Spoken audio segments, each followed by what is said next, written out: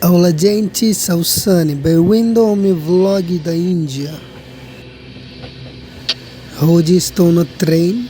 Quando acordei esta manhã, comecei a assistir pela janela as vistas, o som de trem, o ar no meu rosto, me dando uma sensação de espiritualidade por dentro.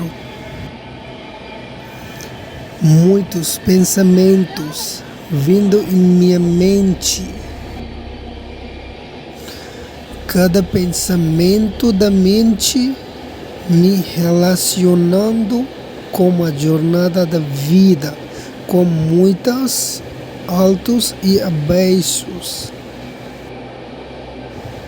Do começo ao último destino do trem, muitas coisas acontecem, assim como nossas vidas. Estou tentando relacionar minha experiência da vida com a viagem de trem.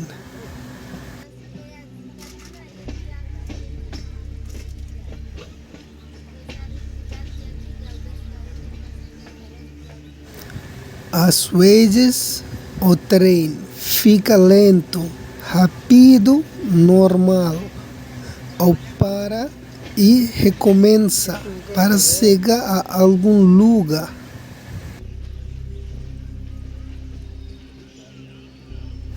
Estou ansioso para chegar ao meu último destino. Depois disso, ficarei calmo.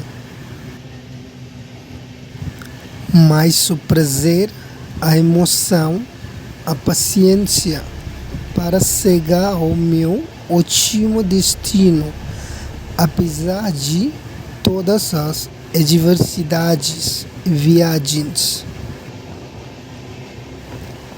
me ensinando uma lição para ter foco e paciência para chegar a algum lugar na vida.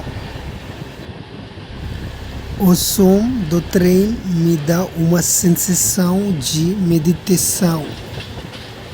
Então é minha jornada espiritual. Se você gostou do meu vídeo, por favor curta, compartilha e inscreva-se no meu canal. Até a próxima. Deus te abençoe. Namastê.